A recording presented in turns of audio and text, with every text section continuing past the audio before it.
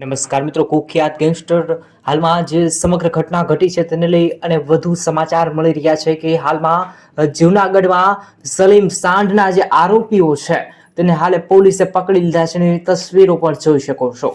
હાલમાં જે મોટા સમાચાર સામે આવે છે, ડોનને ભત્રીજાની જાહેરની અંદર જે સમગ્ર જે ઘટના ઘટી છે તેને લઈ સમાચાર સામે આવ્યા છે। સમગ્ર ઘટના વિશે તમારે શું કહેવું છે જરૂરથી મિત્રો કોમેન્ટની અંદર તમારા મનના વિચાર લખી શકો છો।